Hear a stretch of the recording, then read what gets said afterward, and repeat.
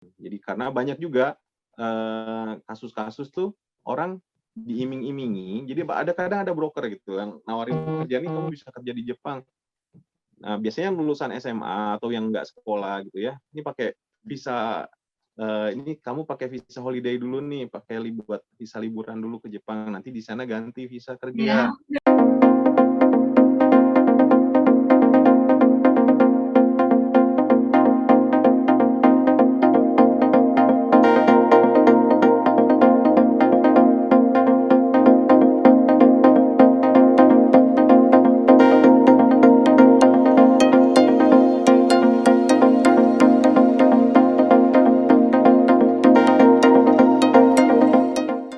Halo teman-teman semua, selamat datang kembali di Indonesian Abroad. Perkenalkan, nama saya Wiwik Astawa. Saya adalah host atau pemandu channel ini. Kali ini saya akan bersama dengan seorang tokoh atau narasumber yang sudah kami undang dalam acara bincang tokoh atau interview.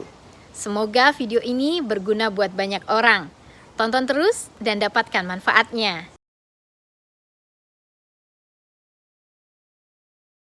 Syarat lulus ujian bidang pekerjaannya tersebut. Nah, kayak gitu. Kalau memang bisa memenuhi hal tersebut, kesempatannya besar buat yang mau bisa bekerja di Jepang, gitu ya. Karena memang sekarang lagi buka peluang. Tapi ya itu harus hati-hati tentunya ya dalam memilih perusahaan. Walaupun pada umumnya standar di Jepang relatif aman gitu ya untuk bekerja. Tapi ya pastikan bahwa kita bekerja legal. Ya, perusahaannya benar. Kalau perlu kita searching-searching, tanya-tanya. Hari gini kan di media banyak gitu ya. Misalkan kita mau ngelamar cari atau perusahaannya ini, kita carilah nama perusahaannya itu di searching, apa perusahaannya gimana, perusahaan apa, orang Indonesia udah pernah ngerekrut orang asing atau belum, apa reviewnya seperti apa gitu ya, dicek gitu, dipastikan bahwa oh ini perusahaannya benar baik, oke lah masuk gitu ya, dilihat kontraknya. Jadi tidak perlu bergegas-gegas punya asal keterima gitu, tapi terus kemudian di sininya jadi nggak aman, jadi nggak selamat, ya percuma juga ya, hak-haknya tidak dipenuhi, akhirnya dia mau pulang nggak bisa pulang misalnya, kan dia bekerja nggak dibayar gajinya misal, atau tidak dikasih cuti, terus nggak bisa nuntut gitu kan, masalah lagi gitu ya. Jadi jangan sampai masalah muncul belakangan, jadi sebaiknya diantisipasi dari awal, bagaimana prosesnya gitu ya, dicek dulu apakah perusahaannya benar atau enggak. Yang pasti kalau kesempatannya itu banyak. Jadi jangan takut misalnya ada kesempatan satu ini, terus kemudian main ambil aja ya tanpa diketahui latar belakangnya, jangan sampai kayak gitu. Jadi kalau emang ini udah jelas nggak benar ya udah, masih ada kesempatan lain karena memang kesempatan sebetulnya banyak. Jadi jangan cuman fokus ke satu aja gitu ya. Cari alternatif lain yang kita yakin bahwa ini adalah yang terbaik gitu. Mungkin seperti itu ya, Mbak. Jadi saran dari Pak Teguh tadi sangat bagus, diperhatikan dulu legalitas perusahaannya Pak ya. Lalu wawancara atau cari tahu ada nggak orang dari Indonesia atau orang Asia yang pernah kerja di sana, mungkin bisa tanya-tanya informasi. Juga ketika diberikan kontak, dibaca lagi dengan detail, dibaca. Karena kan banyak sekali sebenarnya, bukan semua sih Pak, cuman sebagian besar orang kita kan kadang males membaca, apalagi kontraknya itu detail. Ya udah nggak apa-apa lah, yang penting gaji besar, saya berangkat ke luar negeri, hidupnya pasti enak. Nah, justru sebenarnya kalau dalam hal kerja di luar negeri, kontrak ini adalah fundamental atau dasar dari hukum yang berlaku ya Pak ya.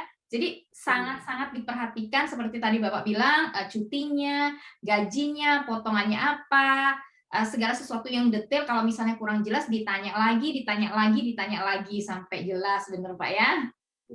Jadi jangan sungkan budaya untuk bertanya, lebih baik bertanya detail di depan atau cerewet di depan daripada nanti udah sampai di Jepang bermasalah, nggak tahu harus mau kerja kemana lagi, nggak tahu harus pulang juga mungkin nggak ada biaya, tambah ribet lagi, betul ya Pak ya? Betul. Oh ya, saya mau menambahkan ya. Jadi kalau jenis visa bekerja di Jepang itu yang visa yang bisa kita bekerja di Jepang ya. yang pertama tadi sudah saya sampaikan itu yang jenis visa baru ya, Ya. specified skilled worker itu bisa bekerja. Nah, kemudian ada juga visa engineer atau humanities internasional ya ya semacam itulah pekerjaan sosial ataupun berkaitan dengan bidang engineer gitu. Nah, itu syaratnya minimal S1 atau D3. Kalau itu yang punya S1 atau D3 bisa melamar ke perusahaannya langsung, kemudian kalau diterima ya udah bisa. Ya tetap kembali lagi, tapi tetap harus perhatikan itu kontraknya, pastikan semuanya benar. Walaupun itu yang visanya engineer, yang notabene lulusan S1 ataupun yang sepertinya profesional gitu ya, tapi banyak juga perusahaan-perusahaan Jepang yang memang istilahnya di sini disebut black company gitu. Jadi setelah di sini yang ada cuma diperas, bekerja tapi nggak dibayar sesuai ketentuan, nggak dikasih cuti, atau tekanannya sangat berat, tapi kemudian hak-haknya tidak dipenuhi. Nah itu mesti benar-benar hati-hati ya, cari review-review testimoni atau di internet atau ditanya-tanya ke orang sebelum memutuskan untuk memilih pekerjaan tersebut gitu ya. Jadi juga jangan baru kita yang perlu kerja seolah-olah kita rendah posisinya Pak ya. Jadi mau-mau aja ya Pak ya. Jadi karena perusahaan ini kan juga membutuhkan pekerja ya Pak ya. Jadi levelnya sama lah. Maksudnya levelnya sama dalam arti kata kita juga punya hak yang sama. Haknya tuh sama lah Pak, berdiri sama tinggi, cuman hanya bedanya mereka mungkin yang menggaji dengan ini yang digaji, tetapi hak-haknya itu juga harus dipenuhi, bukan cuma kewajiban aja ya Pak ya. Iya, sama-sama punya daya tawar ya. Oh, betul, biar punya daya tawar, betul-betul.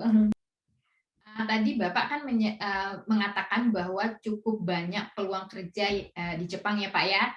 Nah, kalau menurut pendapat Bapak pribadi nih, menyarankan atau tidak orang-orang Indonesia kerja di Jepang? Oh, oke. Jadi ya tentunya asalkan dilakukan dengan cara yang benar, dengan jalur yang benar, tentu saya sangat menyarankan untuk bisa bekerja di sini ya. Di sini untuk menimba pengalaman, ya syukur-syukur nanti ke depannya bisa membantu Indonesia ke depannya ya, dengan ilmu yang didapatkan dari sini, dengan berbekal pengalaman didapatkan di Jepang. Bisa sumbangsihnya dari Jepang langsung, dari Jepang atau dari Indonesia, atau pada saat kembali ke Indonesia.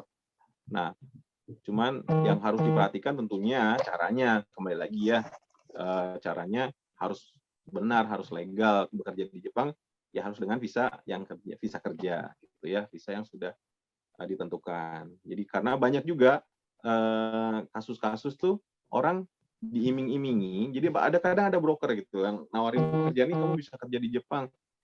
Nah, biasanya lulusan SMA atau yang nggak sekolah gitu ya, ini pakai visa, ini kamu pakai visa holiday dulu nih, pakai buat visa liburan dulu ke Jepang, nanti di sana ganti visa kerja. Ya, saya dengar banyak. Yang seringnya pasti ya kayak gitu ya. Nah, itu kadang ada broker-broker di Indonesia yang seperti itu. Nah, ternyata itu yang dilakukan adalah begitu sampai di Jepang, dia disuruh mengajukan visa suaka. Suaka itu berarti kan meminta perlindungan kepada pemerintah Jepang gitu ya, dan menganggap bahwa Indonesia tidak aman untuk dia tinggali. Nah, padahal Indonesia kan negaranya bukan negara yang sedang berperang, bukan negara yang sedang konflik ya, relatif aman gitu. Jadinya kemudian banyak sih yang memang ditolak. Cuman kalau orang asing yang mengajukan visa suaka, biasanya mereka dikasih izin tinggal beberapa saat, 6 bulan misalnya ya, untuk tinggal di Jepang sampai izinnya itu turun gitu, sampai dapat keputusan bahwa suakanya diterima atau tidak. Nah, cuman selama masa menunggu itu dia dilarang beraktivitas seperti bekerja ataupun kuliah atau sekolah gitu, nggak boleh. Nah, orang kadang-kadang justru melanggarnya double-double. Iya, betul. Membuang Indonesia pakai visa suaka, di sini harusnya nggak bekerja tapi dia tetap bekerja gitu ya. Ya, kalau ketahuan ditangkap ya udah bermasalah lah, tahan polisi, ada yang dideportasi gitu ya. Kadang-kadang kayak gitu. Karena nggak boleh bekerja, orang di sini nggak bisa makan. Sedangkan datang ke sini niatnya mau cari makan gitu ya, cari. Ternyata di sini 6 bulan nggak boleh bekerja. Nah, jadi di situ tuh ada sering bermasalah. Ada yang memang dari awalnya nggak tahu karena dia pikir bisa bekerja, tapi ternyata diiming-imingi. Jadi nggak ada itu yang namanya kalau cuma diiming-imingi tanpa ada kontrak kerja yang jelas gitu ya dari sejak di Indonesia, perusahaan yang nggak jelas itu jangan mau. Biasanya teman-teman yang lulus SMA. Kami ucapkan banyak terima kasih kepada tokoh atau narasumber yang sudah bersedia hadir dan berbagi informasi dan pengalaman. Semoga video ini berguna buat banyak orang. Jangan lupa untuk klik like dan subscribe. Sampai jumpa di video-video kami berikutnya. Tonton terus dan dapatkan manfaatnya.